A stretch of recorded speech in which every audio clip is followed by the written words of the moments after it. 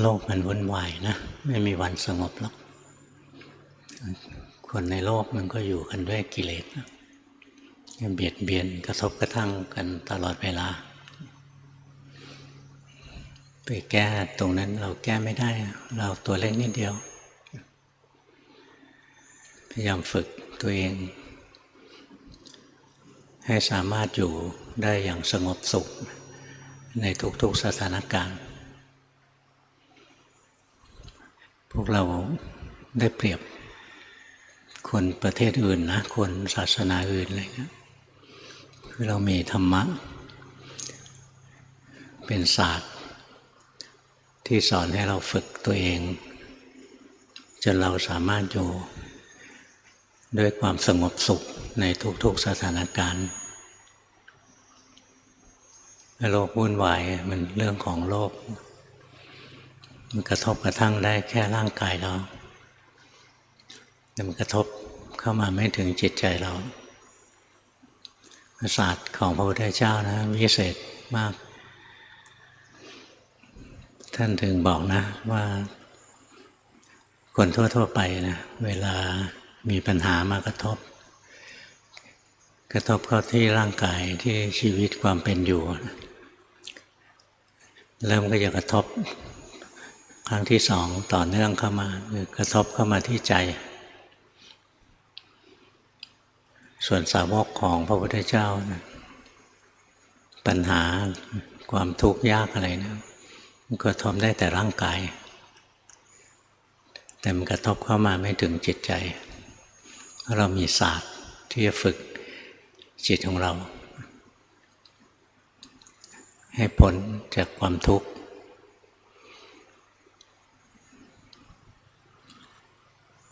คนส่วนใหญ่ก็ฝันเอานะว่าอย่างตอนนี้ลำบากก็ทนไปไม่นานมันก็ผ่านแล้วชีวิตจะได้มีความสุขเอาข้อจริงมันไม่เป็นอย่างนั้นหรอกพอปัญหาหนึ่ง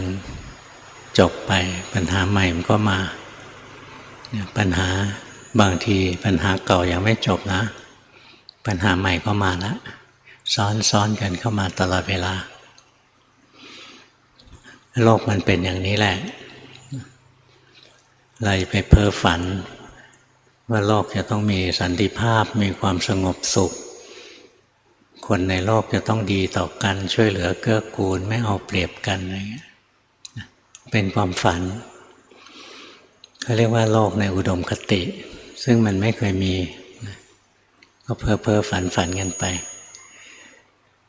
ตัวนี้มันหอนบ่อย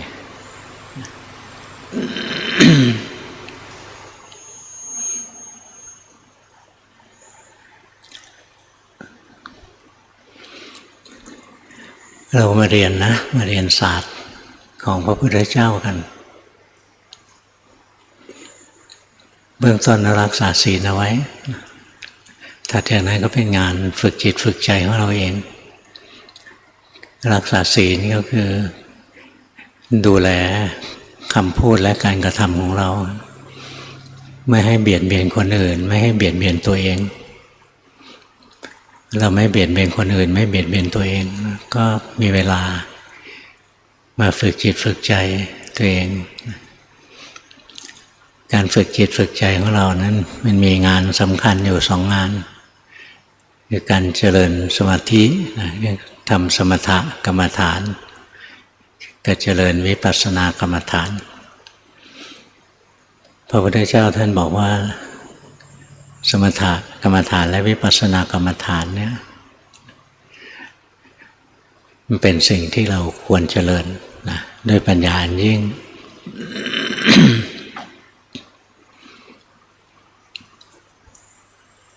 ธรรมะบางทีท่านก็พูด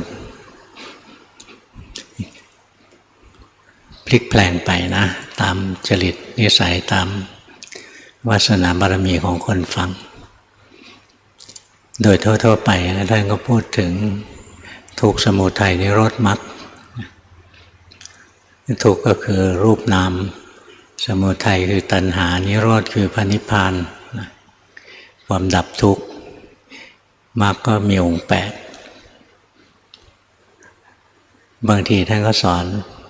ตัวมรรคเนี่ยสิ่งที่ควรเจริญท่านย้ำลงไปว่าคือสมถะกรรมฐานและวิปัสสนากรรมฐานเนี่ยสมถกรรมฐานวิปัสสนากรรมฐานนี่ก็คือองค์ธรรมนะที่ทำหน้าที่อยู่ในกลุ่มของมรรคในสิ่งที่เราต้องเจริญสมถกรรมฐานนะเราฝึกไปเพื่อให้จิตเราตั้งมั่นให้จิตเรามีกำลังให้มีความพร้อมนะเพื่อให้มีความพร้อมที่จะเจริญปัญญา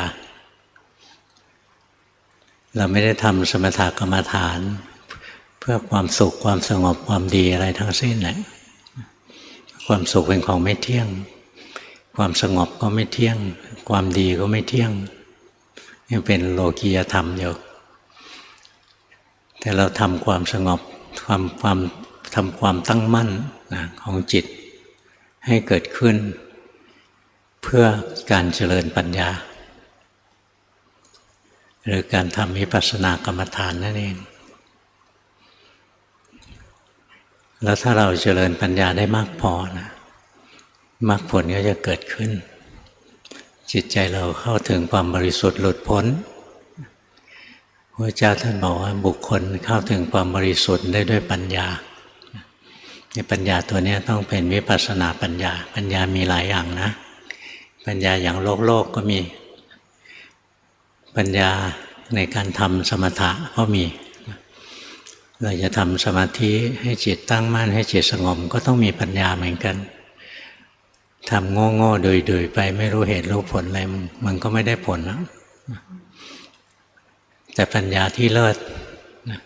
ที่จะทำให้เราพ้นทุกข์จริงๆคือตัววิปัสสนาปัญญา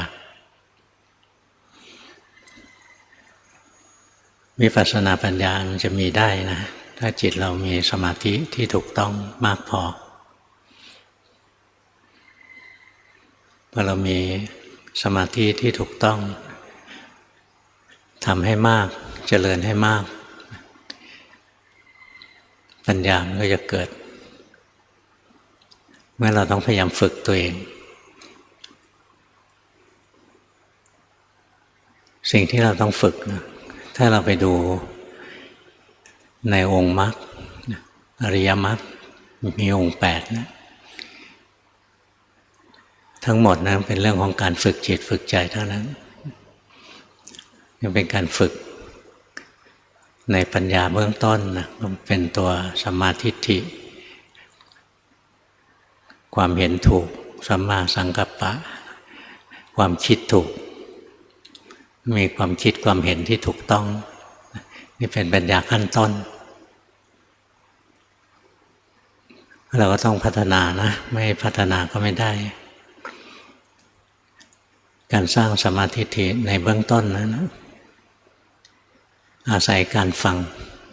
อาศัยการอ่านคำสอนตามพระไตรปิฎกเป็นคำสอนของพระพุทธเจ้าบ้างของพระสาวกผู้หลักผู้ใหญ่ที่เชื่อถือได้บ้างอาศัยคำสอนอย่างนี้เราจะได้สัมมาทิฏฐิในเบื้องต้นเป็นสัมมาทิฏฐิในภาคปริยัติเกิดจากการอ่านการฟังหรือการพิจารณาไตรตรองนั่นเป็นปัญญาที่เกิดจากการคิดเอานะพิจารณาตรงนี้ยังไม่พ้นทุกข์หรอกนี่เราเรียนสัมมาทิฏฐิเบื้องต้นให้ได้ก่อนสัมมาทิฏฐิในเบื้องต้นที่เราต้องรู้จักก็คืออริยสัจสี่กิจของอริยสัจสี่นี่คือสิ่งที่เราต้องเรียนอริยสัจสี่ก็คือทุกข์นะสมุทัยนิโรธมรรคสิ่งที่เรียกว่าทุกข์นะสรุปเลยก็คือรูปนามนี่นะคือตัวทุกข์อาการปรากฏของทุกข์นะก็เช่นความแก่ความเจ็บความตายเป็นอาการปรากฏของมันคนทั่วไปก็มองเห็นได้แค่นี้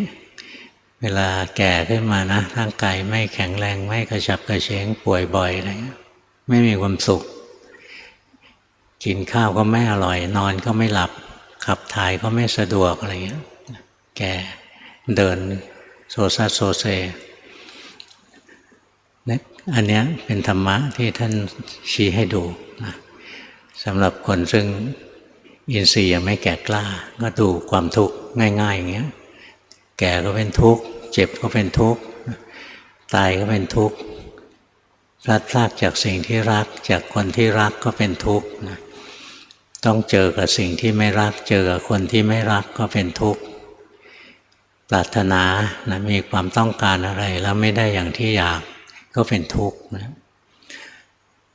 เนี่ยเบื้องต้นท่านสอนทุกข์ที่ชาวบ้านฟังรู้เรื่องนะเสร็จแล้วท่านมาขมวดสิ่งที่เรียกว่าทุกข์จริงๆนะสังคิเตนะปัญจุปาทานขันธาทุกขาโดยสรุปขันธ์ทั้งห้านะเป็นตัวทุกข์พอขันธ์ทั้งห้าเป็นตัวทุกข์นะมันก็ไม่มี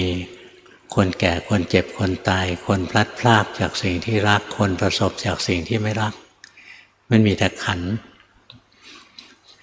ขันธ์ทั้งห้าเป็นตัวทุกข์รูปนี้เป็นตัวทุกข์นะเพราะมันถูกบีบคั้นให้แตกสลายอยู่ตลอดเวลาพอมันถูกบีบคั้นก็กลายเป็นความแก่ความเจ็บความตายขึ้นมาตัวรูปจิตใจนะมันก็ตัวนามก็เป็นตัวทุกข์มีความอยากเกิดขึ้นทีไรก็มีความทุกข์เกิดขึ้นทุกทีอันนี้ยังเป็นปัญญาระดับกลางๆเท่านั้นนะระดับสูงขึ้นไปอีกก็คือมีรูปมีนามก็มีทุกข์แล้วละรูปยังไม่ต้องแปรปรวนรุนแรงให้เราเห็นเป็นความแก่ความเจ็บความตายรูปก็มีความทุกข์อยู่ทุกๆขณะนามจิตใจของเราเนี่ยมันก็มีความทุกข์บีบคั้นอยู่ทุกๆขณะจะสมอยากหรือไม่สมอยากนะมันก็ทุกข์โดยตัวของมันเองเนี่ยธรรมะมันมีเป็นขั้นเป็นตอนนะถ้าสอนคนไม่มีพื้นฐานเลยนะก็จะสอนเกิดแก่เจ็บตายเป็นทุกข์นะพลัดพรากจากสิ่งที่รักเป็นทุกข์ประสบสิ่งที่ไม่รักเป็นทุกข์ปรารถนาสิ่งใดไม่ได้สิ่งนั้นก็เป็นทุกข์นะแม้ความโศกความร่ำไรรำพันความไม่สบายกายความไม่สบายใจความคับแค้นใจก็เป็นทุกข์อันนี้สอนพื้นๆนะคนทั่วไปมองเห็นเมื่อเราจะภาวนาจะปฏิบัติให้ลึกขึ้นไปใครมันแก่ใครมันเจ็บใครมันตายนะรูปมันแก่รูปมันเจ็บรูปมันตายใครสมหวังใครผิดหวังนามมาทำจิตมันสมหวังจิตมันผิดหวังงั้นตัวที่เป็นรากเป็นฐานของทุกข์จริงๆก็คือตัวขันธ์ห้าตัวรูปตัวนามนั่นเองท่านหนึ่งสอนบอกว่าโดยย่อโดยสรุปนะอุปาทานขันธ์ทั้งห้าเป็นตัวทุกข์นี่เราภาวนาใหม่ๆเราไม่เห็นหรอกนะตรงเนี้ยเราฝึกให้จิตเราตั้งมั่นเป็นผู้รู้ผู้ตื่นขึ้นมาก่อนแล้วก็มีสติระลึกรู้กายมีสติระลึกรู้ใจมีสัญญาหมายรู้ความเป็นไตรลักษณ์ของกายของใจจิตมีความตั้งมั่นมีสมาธิที่ถูกต้องเนี่ยมีองค์ธรรมหลายอย่างนะร่วมกันทำงานในส่วนก็เกิดความรู้ถูกความเข้าใจถูกคือตัวปัญญารูปนามนี้คือตัวทุกข์นะงั้นธรรมะมีหลายขั้นหลายตอนนะธรรมะอย่างหยาบๆก็พูดให้ชาวโลกฟังเมื่อเราภาวนาเราก็แยกแยะออกไปในโลกพระพุทธเจ้าสอนความแก่ความเจ็บความตายเป็นทุกข์นะชาวโลกฟังแล้วก็ไม่ได้ฟังอย่างที่พระพุทธเจ้าบอกท่านบอกความแก่ความเจ็บความตายเป็นทุกข์พอเราฟังปุ๊บกิเลสก็พาแปลธรรมะเลยคนเกิดคนแก่คนเจ็บคนตายเป็นทุกข์นะมีคนขึ้นมาทันทีเลยหรือเรานะเราแก่เราเจ็บเราตายเป็นทุกข์พระพุทธเจ้าไม่ได้สอนอย่างนั้นนะท่านบอกว่าความเกิดความแก่ความเจ็บความตายเนี่ยมันเป็นทุกข์นะไม่ใช่คนเกิดคนแก่คนเจ็บคนตายนะเนี่ย กระทั่งธรรมะพื้นๆนะพอฟังแล้วก็เพี้ยนกลายเป็นฟังแล้วมีคนมีสัตว์มีเรามีเขาขึ้นมาทุกทีเลยเพราะอะไรเพราะพื้นเดิมของเราอ่ะมันพึงพอใจนะที่จะมีตัวมีตนอยู่มีเราเนี่ยพื้นของจิตเลยถูกสะสมมาอย่างเนี้ยพอได้ยินธรรมะที่บอกว่าความแก่ความเจ็บความตายเป็นทุกข์มันก็แปลทันทีเลยคนเกิดคนแก่คนเจ็บคนตายเป็นทุกข์นะถ้าจะทุกข์มากก็คือเราแก่เราเจ็บเราตายเนี่ยทุกข์มากที่เห็นคนอื่นแก่คนอื่นเจ็บคนอื่นตายไม่เห็นจะทุกข์เลยเรื่องของเองไม่ใช่เรื่องของข้านะเนี่ยมีเรามีเขาขึ้นมางั้นธรรมะของพระเจ้านะประณีตมากนะเวลาฟังก็ฟังให้มันรู้เรื่องท่านสอนว่าความแก่ความเจ็บความตายเป็นทุกข์นะความพลัดพรากจากสิ่งที่รักการประสบกับสิ่งที่ไม่รักเป็นทุกข์ท่านไม่ได้บอกว่าคนอกหักรักคุดเป็นทุกข์นะเพราะมันไม่มีคนนะพระเจ้าสอนนะประณีตมากเลยนี่พอภาวนาละเอียดลึกซึ้งเข้าไปอีกนะก็จะเห็นเลยอย่างท่านสอนนะว่าโดยย่ออุปาทานขันธ์ทั้งห้าเป็นทุกข์พอได้ยินว่าโดยย่ออุปาทานขันธ์ทั้งห้าเป็นทุกข์ก็ตีความทันทีเลย ขันธ์ที่เราเข้าไปยึดนะทุกข์ถ้าเราไม่ยึดก็ไม่ทุกข์นะขันธ์มันไม่ทุกข์ท่านไม่ได้สอนอย่างนั้นคำว่าอุปาทานขันธ์นะเป็นการจำแนกชนิดของขันธ์จริงๆแล้วขันธ์เป็นทุกข์ทั้งนั้นแหละนะเกิดขึ้นแล้วตั้งอยู่แล้วก็ดับไปทุกชนิดของขันธ์เอาเป็นที่พึ่งที่อาศัยไม่ได้นี่เราไปคิดว่าถ้ายึดเราจะทุกข์ถ้าไม่ยึดไม่ทุกข์ไม่ใช่นะหรือจิตเราเนี้ยเราภาวนามีปัญญาเล็กๆน้อยๆนะเราก็เห็นนะถ้าจิตเข้าไปยึดอะไรนะจิตทุกข์ถ้าจิตไม่ยึดนะจิตเป็นผู้รู้ผู้ตื่นผู้เบิกบานไม่ทุกข์นะภาวนากันไปเรื่อยๆนะรู้เลยตัวจิตนั่นแหละตัวทุกข์จะยึดหรือไม่ยึดตัวจิตนั่นแหละคือตัวทุกข์นะเนี่ยธรรมะมันหลายระดับนะชาวโลกก็เห็นว่ามีคนมีเรามีเขาเราทุกข์คนอื่นทุกข์อะไรเงี้ยพอภาวนาไปช่วงหนึ่งก็จะเห็นมีแต่ขันธ์นะขันธ์แล้วก็ยังจิตเข้าไปยึดบ้างไม่ยึดบ้างยึดเมื่อไหร่ก็เป็นทุกข์ไม่ยึดก็ไม่ทุกข์บางทีก็เห็นนะจิตอยากจิตยึดจิตทุกข์จิตไม่อยากจิตไม่ยึดจิตไม่ทุกข์นะเห็นอย่างนี้ตรงนี้ปัญญายังไม่พอหรอกถ้าปัญญาพอนะภาวนาไปถึงจุดหนึ่งจะเห็นนะจะอยากหรือไม่อยากจะยึดหรือไม่ยึดจิตและขันธ์ทั้งหลายนะคือทุกข์นะคือตัวทุกข์ถ้าเราเห็นทุกข์ได้ประณีตถึงระดับนี้นะการละสมุทัยถึงจะเกิดขึ้นคือเราเห็นว่าขันธ์นั้นเป็นตัวทุกข์แล้วความอยากที่จะให้ขันธ์ไม่ทุกข์ไม่มีไม่เกิดแล้วเพราะความอยากให้ขันธ์มันไม่ทุกข์นะเป็นความโง่ซึ่งเราล้างไปแล้วเพราะขันธ์มันคือตัวทุกข์เนี่ยถ้าภาวนาถึงจุดนะขันธ์นี่คือตัวทุกข์นะตัวหัวโจกของขันธ์ก็คือตัวจิตผู้รู้นั่นแหละตัวอันตรายตัวร้ายกาจที่สุดเลยดูยากที่สุดนะว่ามันคือตัวทุกข์เราเห็นนะเห็นผิดนะแต่จะว่าผิดก็ไม่เชิงก็เห็นถูกเหมือนกันแต่ถูกไปตามลำดับ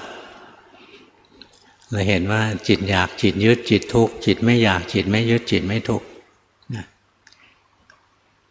ภาวนาให้มันมากพอจริงๆนะมันรู้แจ้งแทงตลอดในกองทุกข์อะไรคือทุกข์รูปนามขันธ์ห้านั่นแหละตัวทุกข์จะอยากหรือไม่อยากจะยึดหรือไม่ยึดมันก็ทุกข์นะมันมีขันธ์อยู่ส่วนหนึ่งนะ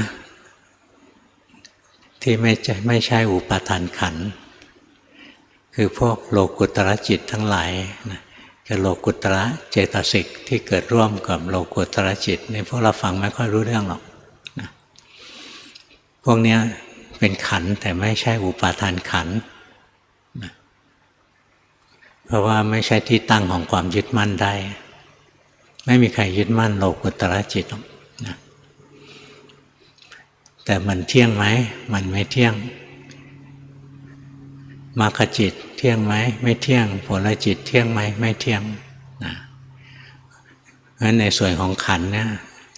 แม้แต่จะเป็นโลกุตระนะก็ยังเอาเป็นที่พึ่งที่อาศัยไม่ได้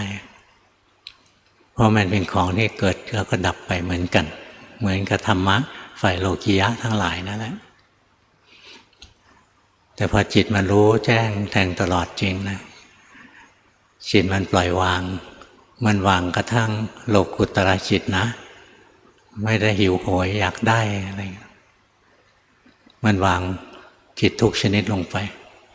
ไม่ยึดถือตรงนี้แหละที่ใครภาวนาเข้ามาถึงตรงนี้ไม่คิดหรอกว่าตัวเองเป็นพระอรหันต์หรือไม่เป็นนะไม่มีนัยยะอะไรคำว่าพระอรหันต์นะมันก็คำสมมุตินั่นแหละจิตมันพ้นกิเลสพ้นทุกข์ได้จริงหรือเปล่าตัวนี้ต่างหากที่สำคัญงั้นอย่างเห่อนะเราชอบเห่อพระอรหันต์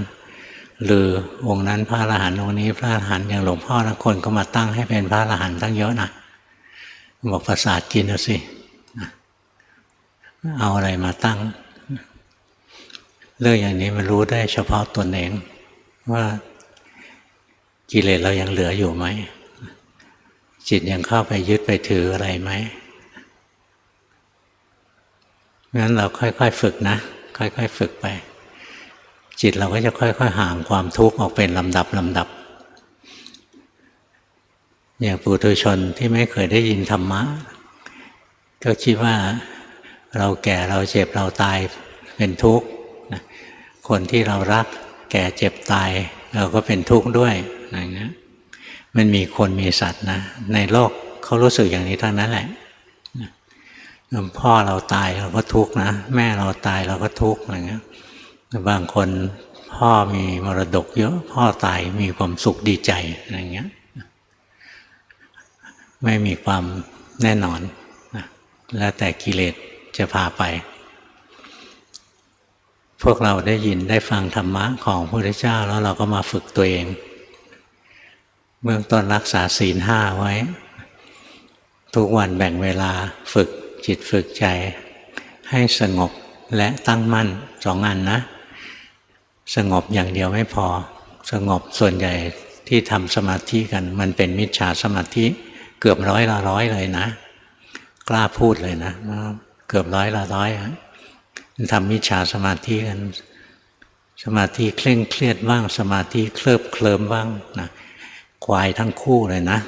ทั้งเคร่งเครียดทั้งเคลิบเคลิ้มนะไอ้ที่สมาธิชนิดรู้ตื่นเบิกบานขึ้นมานะหายากพอได้ยินว่าต้องมีความรู้ตื่นเบิกบานก็นั่งแต่งจิตให้รู้ตื่นเบิกบานแต่งจิตทำเป็นตื่นความจริงหลงนั่นแหละหลงบางทีก็ภาวนาก็คลุ้มคลั่งนะบางทีก็เคลิบเคลิ้มอะไรเงี้ยอย่างนั้นไม่ใช่สมาธิที่ถูกต้องวิธีที่เราจะฝึกสมาธิที่ถูกต้องนะจะต้องมีสติกำกับเบื้องต้นทำกรรมฐานหาเครื่องอยู่ให้จิตอยู่ต้องมี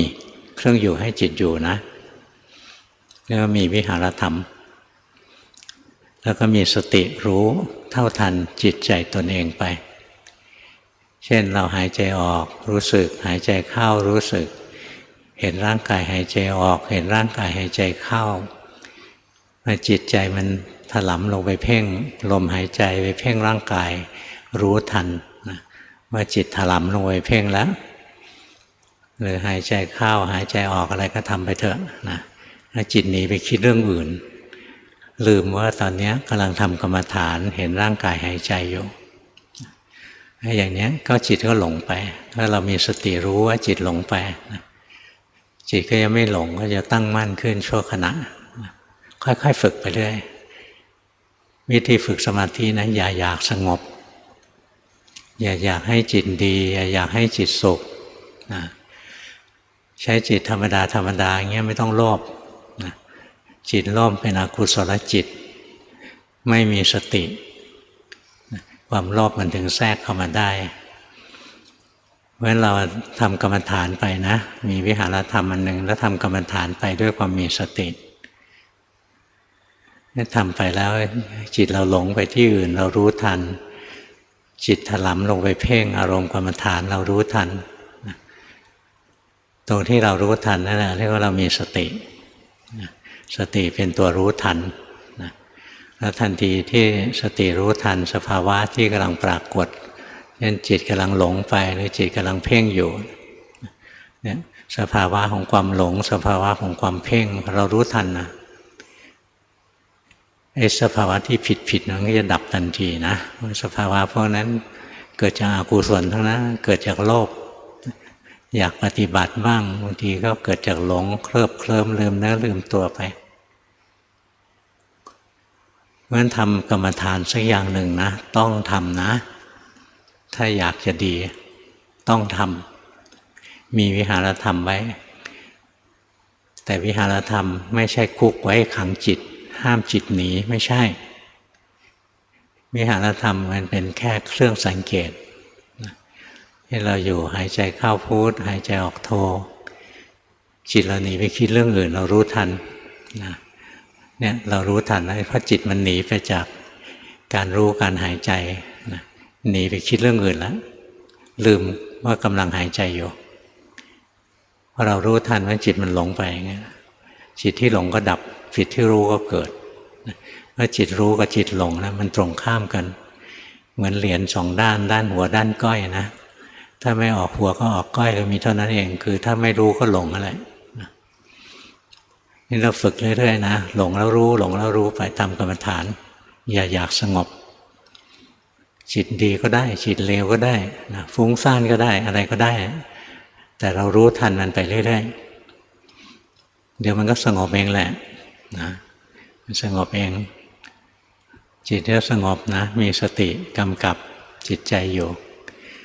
สมาธิคือความตั้งมั่นของจิตมันก็เกิดขึ้นพระพุทธเจ้าท่านสอนนะว่าการเจริญสติปัฏฐานให้มากสติปัฏฐานคือการที่เรามีสติระลึกรู้กายรู้ใจของเรานี่แหละถ้าเจริญสติปัฏฐานให้มากจะทำให้สัมมาสมาธิบริบูรณ์งั้นการเจริญสัมมาสติให้มากจะทำให้สัมมาสมาธิบริบูรณ์สิ่งที่เรียกว่าสัมมาสติไม่ใช่สติทั่วๆไปอยากทำบุญอยากใส่บาตรอยากทำสงเคราะห์สังคมสงเคราะห์ช่วยเหลือสัตว์ช่วยเหลือคนอะไรเนี่ยจิตเป็นกุศลมีสตินะแต่มันก็สติธรรมดาไม่ใช่สติปัฏฐานพระพุทธเจ้าท่านอธิบายสัมมาสติด้วยสติปัฏฐานนะไม่ใช่ด้วยสติทั่วๆไปสติปัฏฐานก็คือสติซึ่งมีวิหารธรรมคือรูปธรรมนามธรรมทั้งหลายเป็นเครื่องรู้เครื่องอยู่ของจิตเช่นเราเห็นร่างกายหายใจออกเห็นร่างกายหายใจเข้าการเห็นร่างกายหายใจออกหายใจเข้านะเราก็ทำสติปัฏฐานในอานาปานสติบัพพะอยู่ในกายานุปัสสนาสติปัฏฐานหรือเรารู้อิริยาบถสี่เราใช้อิริยาบถสี่ยืนเดินนั่งนอนเป็นวิหารธรรมยืนอยู่ก็รู้ชัดเดินอยู่ก็รู้ชัดนั่งอยู่ก็รู้ชัดนอนอยู่ก็รู้ชัดรู้ชัดว่าอะไรรูปมันยืนรูปมันเดินรูปมันนั่งรูปมันนอนใจเราเป็นคนรู้ไว้เนี่ยสติจะเป็นตัวรู้ทันนะแล้วก็พอเรารู้สภาวะถูกต้องจริงๆนะจิตจะตั้งมั่นขึ้นมาเองพระเจ้าท่านถึงสอนนะสัมมาสติคือสติรู้กายรู้ใจนะเมื่อเราเจริญให้มากนะจะทำให้สัมมาสมาธิบริบูรณ์สัมมาสมาธิก็คือสภาวะความตั้งมั่นของจิตที่เราไม่ได้บังคับให้ตั้งมั่นมันตั้งขึ้นเองนะมันมีทั้งความสงบมีทั้งความตั้งมั่นอยู่ในตัวเองแล้วสัมมาสมาธินะที่เราเจริญให้มากเนี่ยจะทำให้สัมมาญาณะบริบูรณ์ สัมมาญาณะก็คือญาณอย่างรู้หรือปัญญาที่ถูกต้องมันจะบริบูรณ์ปัญญาที่ถูกต้องก็คือตัววิปัสสนาปัญญานั่นเองเมื่อสัมมาญาณะบริบูรณ์สัมมาวิมุตติมันจะเกิดขึ้นจะสมบูรณ์ขึ้นมาคือเกิดมากเกิดผลเป็นลำดับไปเพราะงั้นเราต้องทำนะศีลต้องรักษาทุกวันต้องฝึกในรูปแบบทำกรรมฐานให้จิตมีเครื่องอยู่จะเป็นรูปธรรมนามธรรมอะไรก็ได้แล้วก็รู้เท่าทันจิตใจของตนเองไปในขณะนั้นหายใจเข้าหายใจออกนะจะพุทโธด้วยก็ได้แล้วจิตหนีไปที่อื่นรู้ทันจิตถลำลงไปเพ่งลมหายใจรู้ทันนะนี่พอเรารู้บ่อยๆจิตเคลื่อนนิดเดียวมันจะเกิดสติขึ้นเองนะการที่เราหัดรู้บ่อยๆหัดรู้เนืองๆนะทำกรรมฐานไปแล้วจิตเคลื่อนไปจะเคลื่อนไปคิดหรือเคลื่อนไปเพ่งก็ตามเราเห็นแล้วเห็นอีกการเห็นบ่อยๆมันจะทำให้จิตจำสภาวะของจิตเคลื่อนได้แม่นพอจิตมันเคลื่อนนิดเดียวนะสติจะเกิดเองไม่มีใครสั่งสติให้เกิดได้นะสติเกิดเองเมื่อจิตจำสภาวะได้แม่นจิตจำสภาวะได้แม่นก็ต้องเห็นสภาวะบ่อยๆเพราะฉะนั้นในสติปัฏฐานนะท่านจะบอกว่าให้เห็นกายในกายเนืองๆใช่ไหมเนืองๆเห็นบ่อยๆให้เห็นเวทนาในเวทนาเนืองๆเห็นจิตในจิตเนืองๆเห็นบ่อยๆเห็นบ่อยๆแล้วจิตจำสภาวะได้แม่นสติจะเกิดเองนี้พอสติที่เกิดมาจากการเห็นกายเห็นใจทำงานนะต่อไปพอกายขยับเนี่ยสติเกิดเองพอจิตใจขยับนะจะไหลไปคิดไหลไปอยากอะไรก็ตามนะสติเกิดเองเนี่ยพอสติเราเข้มแข็งขึ้นมานะสมาธิมันก็จะบริบูรณ์ขึ้นมาเพราะทุกครั้งที่สติระลึกรู้สภาวะเช่นจิตไหลไปสติรู้ปุ๊บสมาธิจะเกิดขึ้นชั่วขณะนะจิตถลำลงไปเพ่งสติรู้ปุ๊บสมาธิที่ถูกต้องก็จะเกิดขึ้นชั่วขณะนะจิตจะรู้ตื่นเบิกบานขึ้นมานี่พอเราฝึกให้มากนะมีสติทีๆไปเรื่อยๆนะจิตเคลื่อนแล้วรู้เคลื่อนแล้วรู้เคลื่อนแล้วรู้ไปจิตก็จะตั้งมั่นเด่นดวงขึ้นมาเนี่ยสัมมาสติที่เจริญให้มากจะทำให้สัมมาสมาธิบริบูรณ์ขึ้นมาจิตก็ตั้งมั่นเด่นดวงขึ้นมาสัมมาสมาธิบริบูรณ์แล้วจิตเป็นผู้รู้ผู้ดูแล้วสติระลึกรู้กายก็จะเริ่มมีปัญญาเห็นความจริงของกายว่าไม่เที่ยงเป็นทุกข์เป็นอนัตตาจิตตั้งมั่นเป็นผู้รู้ผู้ดูผู้เห็นอยู่นะสติระลึกรู้เวทนาก็จะเกิดญาณเกิดปัญญาเห็นว่าเวทนาไม่เที่ยงเป็นทุกข์เป็นอนัตตาจิตตั้งมั่นอยู่สติระลึกรู้สังขารความปรุงดีปรุงชั่วทั้งหลายเช่นโลภโกรธหลงมันก็จะเห็นนะความปรุงแต่งทั้งหลายนะไม่เที่ยงเป็นทุกข์เป็นอนัตตาเนี่ยคือญาณนะเป็นวิปัสสนาญาณพอวิปัสสนาญาณของเราแก่กล้านะมันจะพัฒนาเป็นลำดับไปสุดท้ายจิตจะเข้าสู่ความเป็นกลางด้วยปัญญาเพราะมันเห็นแล้วว่าสุขก็ชั่วคราวทุกข์ก็ชั่วคราวดีก็ชั่วคราวชั่วก็ชั่วคราวหายใจออกก็ชั่วคราวหายใจเข้าก็ชั่วคราวยืนก็ชั่วคราวเดินนั่งนอนก็ชั่วคราวในรูปในนามนี้มีแต่ของชั่วคราวทั้งหมดเลยไม่เห็นมีอะไรดีพิเศษกว่ากันเลยอย่างเราเที่ยวแสวงหาความสุขคนในโลกอยากได้ความสุขนะมีความสุขมาความสุขก็ชั่วคราวอยู่แล้วก็สลายไปอีกแล้วเกลียดความทุกข์ใช่ไหมก็ห้ามมันไม่ได้เดี๋ยวมันก็มาอยากให้มันไปเร็วๆมันก็ไม่ไปนะยังไม่ทันจะทำอะไรมันก็ดับของมันได้ไม่จะเห็นอย่างนี้เรื่อยนะในสุดจิตมันจะเป็นกลางสุขหรือทุกข์มันก็เสมอกันแล้วว่ามันมีแต่ของเกิดดับดีหรือชั่วมันก็เสมอกันแหละนะคือมันเกิดแล้วมันดับอันนี้ดีและชั่วในขั้นเจริญปัญญานะถ้าในขั้นจริยธรรมดีกับชั่วไม่เท่ากันต้องไม่ทำชั่วต้องทำดีไว้ก่อนนะต้องถือศีล 5ไว้อะไรไว้ แต่ในขั้นที่เราเจริญปัญญาเราจะเห็นเลยสุขกับทุกข์ก็เสมอกันดีกับชั่วก็เสมอกันคือความปรุงแต่งเท่านั้นเองไอ้ที่ว่าดีดีวิเศษวิโสนะเป็นกุศลทั้งหลายนั้นก็คือสิ่งที่จิตปรุงแต่งขึ้นมาไอ้สิ่งที่ว่าชั่วอกุศลนะก็คือสิ่งที่จิตปรุงแต่งขึ้นมาปรุงขึ้นมาได้เกิดขึ้นตั้งอยู่แล้วก็ดับไปเหมือนกัน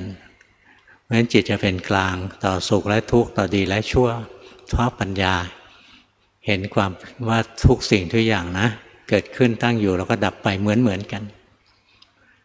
พอมีปัญญาอย่างนี้นะจิตก็มีญาณทัศนะแก่รอบแล้วศีลสมาธิปัญญาของเรามากพอแล้วนะอริยมรรคก็จะเกิดขึ้นเวลาที่อริยมรรคจะเกิดนะมันมีกระบวนการนะไม่ใช่นั่งสมาธิอยู่ก็เห็นโน้นเห็นนี่แล้วก็สรุปเนี่ยเกิดอริยมรรคแล้วไม่ใช่มันมีกระบวนการที่จิตล้างกิเลสอันนี้ค่อยไปดูเอานะมันเกิดขึ้นใน7 ขณะนะทีแรกจิตก็รวมลงไปนะเข้าอัปปนาสมาธิแล้วจิตไปเดินปัญญาอยู่ 2-3 ขณะนะแล้วจิตก็วางการเจริญปัญญานะทวนกระแสเข้าหาธาตุรู้นะ1 ขณะที่ทวนกระแสเนี่ยเข้ามาถึงธาตุรู้เนี่ยอริยมรรคเกิดขึ้นนะแหวกอาสวะกิเลสออกสิ่งที่ห่อหุ้มจิตอยู่ถูกแหวกทำลายออก1 ขณะแล้วจะเกิดอริยผลตามมา 2-3 ขณะแล้วแต่ละคนไม่เท่ากันพวกปัญญากล้านะก็จะเกิดอริยผล3 ขณะไปพวกไม่มีปัญญามากเท่าไหร่นะก็มีอริยผล2 ขณะถ้าเป็นพระโสดานะก็จะไปเป็นประเภทเกิด7 ชาติอะไรเงี้ยมันยังได้โสดาเหมือนกันนะแต่คุณสมบัติไม่เท่ากันหรอกพวกที่เขาแก่กล้าปัญญาแก่กล้าจริงๆนะพระโสดาบันเขาเกิดอีกชาติเดียวนะไม่ต้อง7 ชาติหรอกเขาเกิดอีกชาติเดียวเท่านั้นแหละเขาทำที่สุดแห่งทุกข์ได้ถ้าปัญญีสีเรายังไม่แก่กล้าพอนะก็เกิด7 ชาติบ้าง3 ชาติบ้างนะหรือคนไหนอินทรีย์แก่กล้าจริงๆนะเป็นพระโสดาบันนะแล้วก็ต่อด้วยสกทาคาอนาคาหรือจบกิจในชีวิตนี้เลยก็ได้นะแล้วแต่ต้นทุนที่เราสะสมมายุติธรรมนะใครทำใครได้นะไม่ทำก็ไม่ได้ธรรมะในยุติธรรมในโลกไม่มีหรอกยุติธรรมยุติธรรมปลอมๆนะอย่างเรารู้นะไอ้คนนี้แหละไปฆ่าเขานะแต่ว่าไม่มีหลักฐานทั้งที่รู้นะก็ทำอะไรไม่ได้เนี่ยบอกว่าถ้าไม่มีหลักฐานแล้วก็ไปลงโทษกันก็ถือว่าไม่ยุติธรรมอีกแล้วความยุติธรรมของโลกเนี้ยไม่แน่นอนหรอกแต่ความยุติธรรมของธรรมะความยุติธรรมของกรรมเนี้ยแน่นอนทำแล้วมีผลแน่นอนไม่รู้ไม่เห็นก็ไม่รู้สึกหรอกถ้ารู้ถ้าเห็นนะจะไม่กล้าทำชั่วหรอกตรงนี้นะหลวงพ่อก็เลยไม่ตำหนินะบางที่บางครูบาอาจารย์ท่านสอนนั่งสมาธินะเราก็ระลึกชาติได้เที่ยวไปนรกไปสวรรค์ได้นะเห็นผีเห็นเปรตเห็นอสุรกายเห็นสัตว์นรกได้อะไรเงี้ยนะมันก็มีประโยชน์ไม่ใช่ไม่มีพอเห็นแล้วไม่กล้าทำชั่วเห็นแล้วขวนขวายที่จะทำดีให้ยิ่งขึ้นไปไม่อยากตกต่ำนี่คนทั่วไปแค่นี้มันก็ไม่เห็นแล้วก็เลยรู้สึกว่ากฎแห่งกรรมไม่มีจริงมีจริงหรือไม่มีจริงเราก็ดูเอารอบๆตัวเรานี่แหละอย่างบางคนไม่ดีใช่ไหมทุจริตสร้างความเดือดร้อนให้คนอื่นอะไรเงี้ยมีเงินมีทองมากใช่ไหมอยู่ไม่ได้อยู่ไม่มีความสุขจะกินก็กลัวคนวางยาพิษจะไปไหนมาไหนก็กลัวคนดักยิงมีทรัพย์สมบัติก็กลัวเขาปล้นหรือกลัวทางราชการรู้มายึดคืนอะไรนะชีวิตนะเต็มไปด้วยความกลัวชีวิตไม่ได้มีความสุขนะอยากอยู่เมืองไทยบางทียังอยู่ไม่ได้เลยอยู่ที่ไหนมันจะมีความสุขเหมือนอยู่บ้าน ก็ยังอยู่ไม่ได้อะเนี่ยเพราะกฎแห่งกรรมมันยุติธรรมมากนะทางโลกเอาความผิดไม่ได้ทางธรรมยังไงก็ผิดแล้วถ้าทำผิดนะหนีไม่พ้นหรอกนี่ถ้าเราเห็นอย่างนี้นะถ้าเราไม่เห็นเราก็ค่อยๆสังเกตเอาสังเกตที่ใจเรานี่แหละเวลาใจเราทำความชั่วมานะใจมันมีความสุขหรือมันมีความทุกข์ไปดูให้ดีแค่นี้ก็พอละเวลาเราไปทำชั่วมานะอย่างเราไปโมโหโทโสพ่อแม่เราอะไรอย่างนี้นะหลังจากนั้นเราจะเห็นเลยจิตเศร้าหมองจิตเราเศร้าหมองมัวซัวภาวนาไม่ขึ้นอะไรอย่างเงี้ยหรือเราวันๆเราฟุ้งซ่านวุ่นวายอยู่กับโลกข้างนอกนะดูแต่เรื่องโซเชียลอย่างโน้นอย่างนี้คนนี้จะศึกคนนี้จะบวชเลยวุ่นวายนะใจเราก็กระเพื่อมไปกระเพื่อมมาลองย้อนมาดูสิมันมีความสุขไหมมันสงบไหมมันไม่มีหรอกนะยุ่งเรื่องคนอื่นมีแต่เรื่องยุ่งมากมายนะเนี่ยกฎแห่งกรรมที่เราจะสังเกตด้วยตัวเราเองได้นะถ้าเราไม่มีหูทิพตาทิพนะถ้าคนที่เขามีเขาก็เห็นนะผีเปรตโอ้หนังสารนะคนเนี้ยเคยยิ่งใหญ่ตกนรกอยู่นะเคยเป็นคนซึ่งคนกลัวทั้งบ้านทั้งเมืองฆ่าใครก็ได้สั่งประหารได้อะไรนะตกนรกเฉยๆนะเนี่ยถ้าพวกที่เขามีหูมีตานะเขาก็มั่นคงแน่นแฟ้นหน่อยแล้วพวกเราไม่มีหูทิพตาทิพระลึกชาติไม่ได้ไม่รู้ว่าสัตว์ตัวนี้ตายแล้วไปเกิดที่ไหนนะเราสังเกตที่ใจเรานี่แหละเวลาเราไปทำความชั่วสังเกตไหมมันจะมีผลตามมันที่ใจของเราเศร้าหมองเวลาทำความดีมาสังเกตไหมมันมีผลที่จิตใจมีความสุขมีความสงบนะเนี่ยหัดดูจริงๆของตัวเองตรงนี้แหละไม่ต้องไปดูชาติไหนเราดูตอนนี้เลยนะแล้วเราจะรู้เลยว่าทำชั่วทีไรเศร้าหมองทุกทีความชั่วนะไม่ทำซะเลยดีกว่านะจะได้ไม่ต้องรับบาปรับกรรมเศร้าหมองเนี่ยเราฝึกตัวเองทุกวันนะศีลต้องรักษาสมาธิคือการทำในรูปแบบเนี่ยต้องทำต้องมีเครื่องอยู่ของจิตแล้วก็คอยรู้เท่าทันจิตใจของเราเป็นยังไงคอยรู้เท่าทันสติมันจะเกิดสมาธิมันก็เกิดปัญญามันก็เกิดสุดท้ายวิมุตติมันก็เกิดง่ายๆนะไม่ยากหรอกอยากดูว่ากฎแห่งกรรมมีไหมดูที่จิตเรานี่แหละเวลาเราโมโหมากๆนะโกรธเต็มเหนียวเลยนะตอนที่หายโกรธแล้วมาดูสิจิตรับวิบากนะจิตไม่มีความสุขหรอกหรือเวลามีราคะแรงๆนะประเภทแหมหื่นมากเลยอย่างเงี้ยนะพอราคะนั้นผ่านไปแล้วมาดูสิจิตผ่องใสหรือเศร้าหมองนะเราจะรู้เลยว่าทำชั่วนะไม่ว่าเล็กน้อยแค่ไหนนะก็มีผลที่ไม่ดีนะใจมันจะค่อยๆขยาดต่อการทำชั่วนะ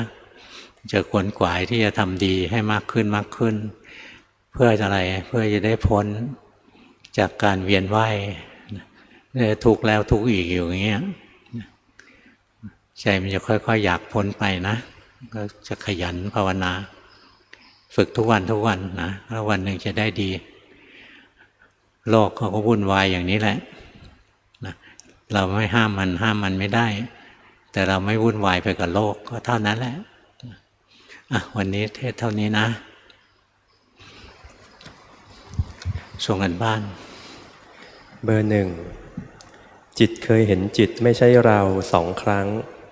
ตอนนี้มีอุปสรรค2 อย่างคือสวดมนต์ไม่ได้เพราะจะมีเรื่องเดือดร้อนในทางโลกทุกครั้งพอหยุดสวดมาเป็นเดือนชีวิตกลับดีขึ้นรวมถึงได้ส่งกันบ้านมีโรคปวดหัวข้างเดียวมาเป็น10 ปีทำให้จิตไปคลุกกับทุกข์แยกธาตุออกมาเป็นคนดูไม่ได้ซึ่งตอนไม่ปวดหัวแยกได้กลัวตายแล้วไปทุกติภูมิค่ะ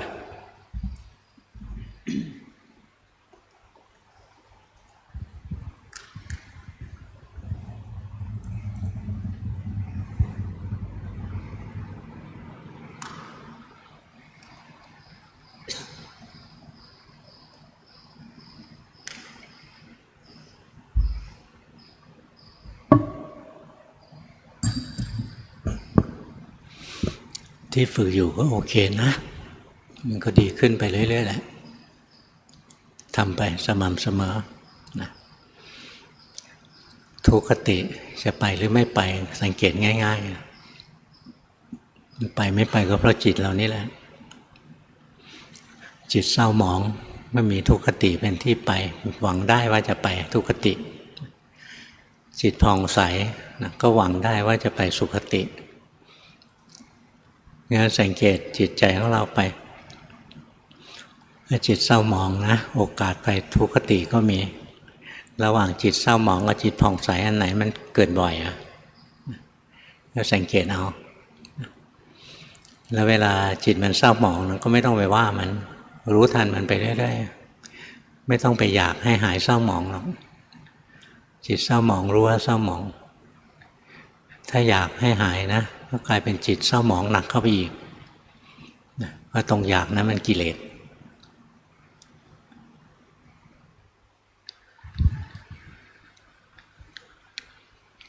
คอยรู้ทันกิเลสของเราเองนะโทสะแรงไหมเนี่ยค่อยๆรู้นะกิเลสตัวไหนมีเกิดบ่อยๆอะไรนั้นคอยรู้คอยเรียนมันไปนะเวลากิเลสเกิดนั้นกิเลสเพราะว่าเครื่องเศร้าหมองทำให้อะไรเศร้าหมองทำให้จิตเศร้าหมองจิตที่เศร้าหมองนะก็มีความหวังได้ว่าจะไปทุกขติแต่ถ้าเรามีสติจิตเศร้าหมองรู้ว่าเศร้าหมองเราได้กุศลอย่างใหญ่เป็นกุศลจากการเจริญสติปัญญาเป็นกุศลที่ใหญ่นะเพราะงั้นเศร้าหมองก็ไม่ว่าแต่มีสติรู้ทันไม่ปล่อยให้กิเลสมาบงการความคิดคำพูดการกระทำของเรานะจิตก็จะผ่องใสนี่ธรรมะตรงไปตรงมานะจิตเศร้าหมองก็เป็นอันหวังได้ว่าจะมีทุกขติเป็นที่ไปนะจิตผ่องใสก็เป็นอันหวังได้ว่าจะมีสุขติเป็นที่ไปตัวที่ทำให้จิตเศร้าหมองก็คือตัวกิเลสนะกิเลสเพราะว่าเครื่องเศร้าหมองวิธีสู้กิเลสคือมีสติรู้ทันกิเลสอะไรเกิดรู้ทันไม่เข้าข้างตัวเองนะเราแต่ละคนเนี่ยร้ายกว่าที่เราคิดเสมอแหละตัวจริงแล้วร้ายๆทั้งนั้นแหละเวลาเราภาวนา เราภาวนาบางทีเราก็รู้สึกแหมเราดีบางทีแต่ดูละเอียดลงไปแล้วก็จะเห็นแหมจริงๆมันร้ายน่าดูเลยนะยิ่งรู้ทันกิเลสเท่าไหร่นะใจก็ยังอิสระจากกิเลสมากขึ้น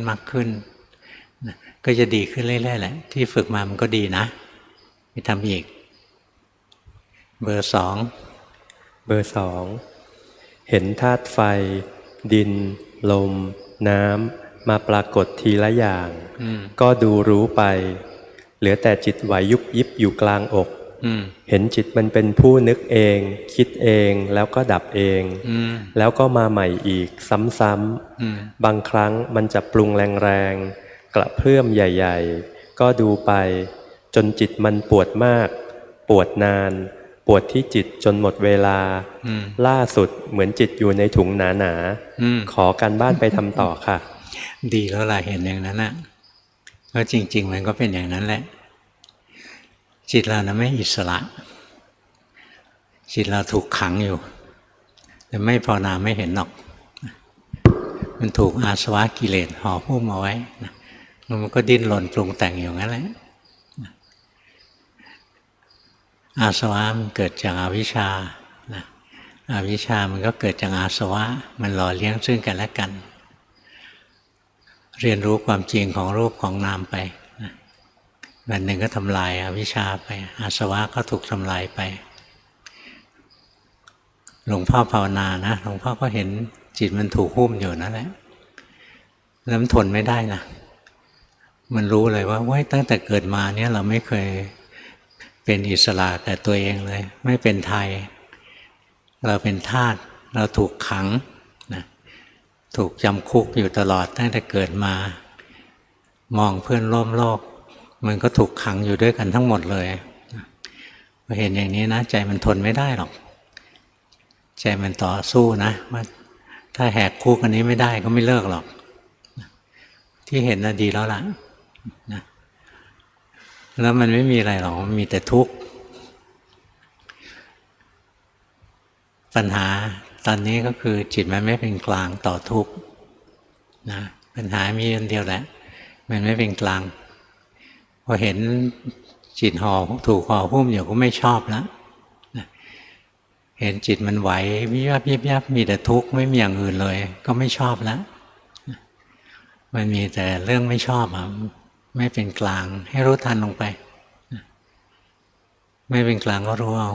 ดีนี่ภาวนาเห็นได้ละเอียดดีเบอร์ 3เบอร์ 3ปฏิบัติในรูปแบบนั่งสมาธิดูลมหายใจระหว่างวันจะเห็นความคิดชัดมากและจมเข้าไปในความคิดนานและลึกพอรู้สึกตัวกลับมาในปัจจุบันขณะเหมือนหลุดออกมาจากอีกมิติหนึ่งไม่เป็นธรรมชาติบางทีรู้สึกตกใจขอคำแนะนำในการปฏิบัติต่อค่ะก็ต้องมีเครื่องอยู่ไว้นะถ้าเราไม่มีเครื่องอยู่ให้จิตอยู่เวลาจิตจมลงไปในความคิดมันจะจมนานจะหลงยาวนะถ้าเรามีเครื่องอยู่ไปเรื่อยๆเช่นอยู่กับลมหายใจอยู่กับพุทโธอะไรอย่างเงี้ยจิตไปจมในความคิดแต่เดี๋ยวเดียวมันก็จะรู้สึกแล้วอ้าวหลงไปแล้วเนี่ยนะจิตก็จะหลุดออกจากมิติของความคิดมาอยู่ในมิติใหม่โลกของความรู้สึกตัวเนี่ยศัพท์สมัยใหม่ก็เรียกมิตินะจริงๆก็คือภพนั่นแหละเป็นภพที่เป็นหลงอยู่ในโลกของความคิดกับภพที่รู้ตื่นเบิกบานแล้วไม่ว่าภพอะไรนะก็ทุกข์ทั้งนั้นแหละแต่ตอนนี้ยังไม่เห็นก็ไม่เป็นไรเราเห็นว่าหลงนะจิตใจไม่สบายหรอกแต่จิตรู้ตัวอยู่แล้วสบายตอนนี้เห็นอย่างนี้ไปก่อนไม่เป็นไรต่อไปจะรู้นะมีภพทีไรก็มีทุกที่แหละแต่มันเป็นลำดับของมันยังไม่ต้องรีบร้อนนะแค่อย่าหลงยาวเท่านั้นวิธีไม่ให้หลงยาวก็คือมีเครื่องอยู่ไว้เบอร์ 4ติดเพ่งนะเบอร์ 4อ่ะว่าไปเบอร์ 4ปัจจุบันปฏิบัติโดยการดูลมหายใจแต่จิตเขาแวบไปคิดบ่อยมากรู้สึกว่าสมาธิอ่อนไม่ค่อยมีกำลังควรปฏิบัติต่ออย่างไรเพื่อให้ถูกจริตครับเห็นร่างกายหายใจไปนะแล้วจิตหนีเรารู้ไม่ห้ามทำให้หลวงพ่อดูซิเห็นร่างกายหายใจด้วยใจธรรมดาไม่ใช่ใจแข็งถ้าทำด้วยใจแข็งไม่มีความสงบสุขหรอกอย่าไปแต่งจิตรู้สึกไหมเรากำลังแต่งจิตอยู่ใช้จิตธรรมดาใช้จิตใจธรรมดาเห็นร่างกายหายใจด้วยจิตใจธรรมดาไม่ใช่เห็นลมนะเห็นร่างกายทั้งตัวนี้มันกำลังหายใจอยู่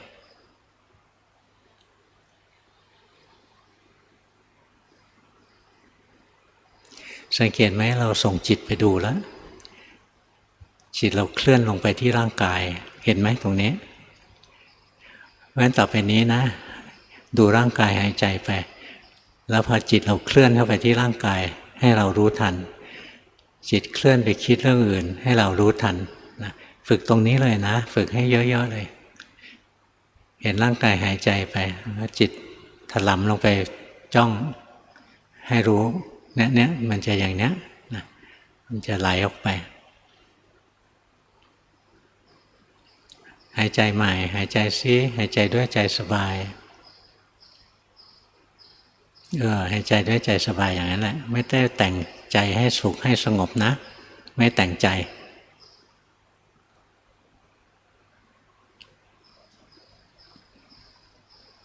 เห็นไหมจิตมันหนีแล้วนะทำอย่างนี้นะหายใจไปแล้วจิตมันหนีเรารู้มันถลำลงไปเพ่งเรารู้มันหนีไปเรารู้ฝึกนี้ให้ชำนาญนะต่อไปพอสติมันเกิดเร็วนะไหลปุ๊บมันจะรู้สึกเองเลยมันจะไม่หลงยาวหลงจะสั้นลง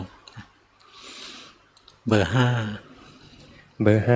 5มีสติรู้กายรู้ใจอยู่เนืองภาวนาไปแล้วเห็นกิเลสเป็นยางเหนียวห่อหุ้มจิตอยู่รู้ว่าจิตนี้หลงตามกิเลสอยู่ทั้งวันทุกวันฟังหลวงพ่อใน YouTube และภาวนาในชีวิตประจำวัน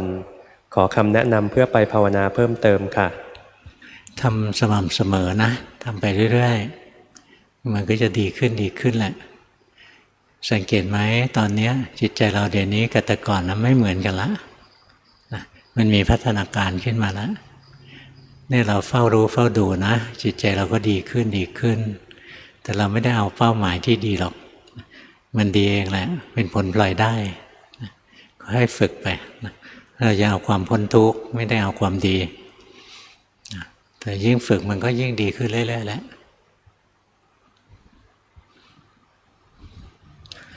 ยังบังคับจิตอยู่นะรู้สึกใช่ไหมใช้ได้นะเบอร์ 5ดีมากๆเลยนะอ่านจิตตัวเองได้ละเอียดดีเบอร์ 4กลับไปเพ่งอย่างเดิมแล้วนะน้อมลงไปซึมแล้วนะเบอร์ 6เบอร์ 6ทำในรูปแบบทุกวันรู้ร่างกายหายใจตรงจมูกบ้างท้องบ้างทั้งตัวบ้างยังพอใจไม่พอใจกับสภาวะที่เกิดระหว่างวันรู้ร่างกายเคลื่อนไหวเห็นความหงุดหงิดกังวลกับสิ่งที่มากระทบรักสุขเกลียดทุกข์มากไม่แน่ใจว่าแยกขันธ์ได้ไหมหรือแค่คิดเข้าข้างตัวเองขอหลวงพ่อชี้ข้อบกพร่องด้วยค่ะแยกได้แล้วนะขันธ์นั้นมันก็ไม่ยากหรอกที่จะแยกนี่มันแยกแล้วเราก็ค่อยรู้ค่อยดูไปกายมันทำงานใจมันทำงาน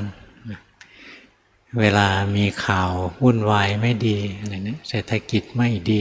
ข้าวของแพงเนี่ยข้าวไม่ค่อยจะมีจะกินแล้วนะรู้สึกลำบากใจกังวลรู้ว่ากังวล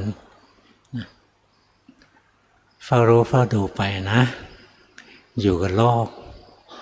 กก็ยุ่งอย่างนี้แหละอย่าไปหวังว่ามันจะสงบสุขเลยมนุษย์มันไม่ยอมสงบหรอกเพราะกิเลสมันแรงนะทั้งเบอร์ 3เบอร์ 6อะไรเนี่ยนะกำลังวุ่นวายวิกฤต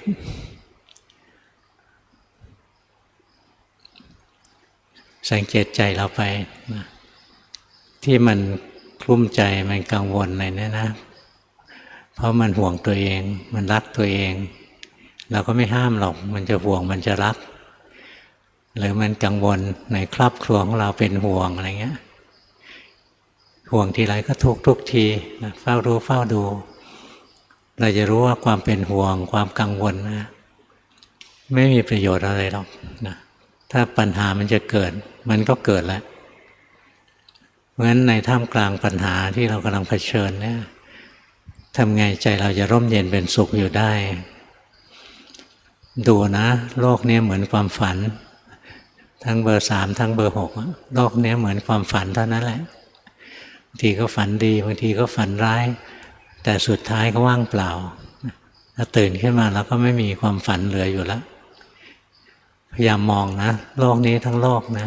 กระทั่งชีวิตของเราเองนะก็เหมือนความฝันทั้งนั้นแหละจะฝันดีหรือฝันร้ายสุดท้ายก็ต้องเลิกฝันทุกอย่างในชีวิตเราเกิดขึ้นแล้วถึงจุดหนึ่งมันก็ต้องดับไปเราไม่ไปคาดหวังว่าชีวิตจะต้องสุขต้องสงบตลอดเวลาหรอกถ้าใจเราคาดหวังก็คือเรายอมรับความจริงไม่ได้ใจเราก็จะเป็นทุกข์แต่ถ้าปัญหามันรุมเร้าเข้ามานะใจเรายอมรับความจริงได้ใจไม่ทุกข์นะความทุกข์มันอยู่ที่กายเท่านั้นนะเช่นหากินลำบากขึ้นอะไรเงี้ยนะใจเราไม่ทุกข์หรอกอดทนนะเบอร์ 6ทำได้ดีนะเบอร์ 3อดทนไว้นะอย่าไปคาดหวังว่าโลกนี้จะต้องสบายโลกนี้จะต้องสงบโลกไม่เคยสงบโลกเป็นอย่างนี้แหละโลกเป็นทุกข์เหมือนเราฝันอยู่นะวันหนึ่งเราก็จะตื่นจากความฝันเบอร์ 7เบอร์ 7ปฏิบัติมาเรื่อยๆเริ่มรู้สึกถึงตัวรู้ได้ชัดขึ้นแล้วรู้สึกว่าตัวรู้แยกเป็นคนละส่วนกับกายไม่ทราบว่าผมรู้สึกถูกต้องหรือคิดไปเองและบางครั้งรู้สึกมีอาการตึงที่ขมับหรือคอครับรู้สึกได้นะขันธ์มันแยกได้ แต่ที่มันตึงขึ้นมาจะตึงขมับตึงคอตึงบ่าอะไรเนี้ยเกิดจากเราจงใจไปเพ่งมันจงใจดูแรงไปพอเราจงใจจ้องแล้วก็มันจะตึงขึ้นมาถ้ารู้สบายๆไม่ตึงหรอกแต่หัดทีแรกตึงทุกคนแหละหัดแรกๆตึงทุกคนนะเพราะถ้าไม่ยอมจงใจดูไปก่อนนะแป๊บเดียวก็หลงไปแล้วงั้นเบื้องต้นเราตึงไว้นิดนึงไม่เป็นไรเป็นธรรมดาแล้วค่อยรู้ค่อยดูไปนะภาวนาชำนิชำนาญขึ้นก็ค่อยๆ คลายให้ความตึงนี้ออกเมื่อก่อนหลวงพ่อเรียนจากหลวงปู่ดูลดูจิตนะ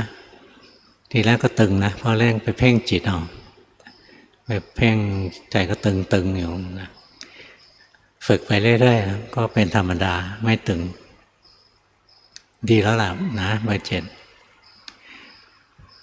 เบอร์ 8เบอร์ 8จิตชอบแวบไปคิดเรื่องอกุศลมีราคะโทสะเกิดจะรู้ว่าเกิด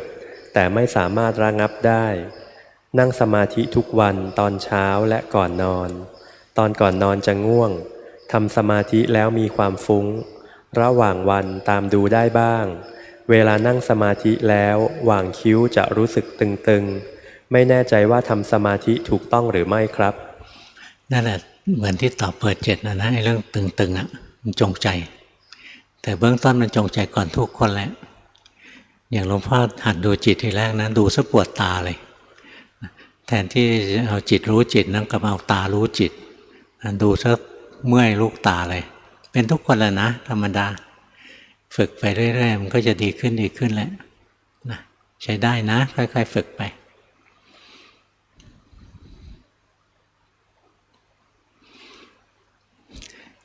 เบอร์ 1อ่ะดูออกไหมจิตมันไม่เป็นธรรมชาติเราไปแต่งมันเนี่ยนะให้รู้ทันลงไปเลยนะเบอร์ 8สังเกตไหมเราส่งจิตไปดูเห็นไหมจิตมันหาจะดูอะไรดีวะนะให้เรารู้ทัน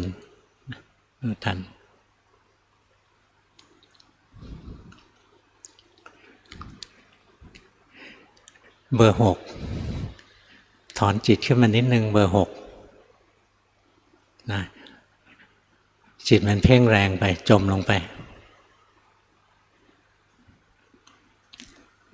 นะถอยจิตขึ้นมานิดนึงอยู่อย่างนี้แหละดูระดับนี้นะไม่ถลำลงไปจ้องเอาเป็นเอาตายวันนี้เท่านี้นะ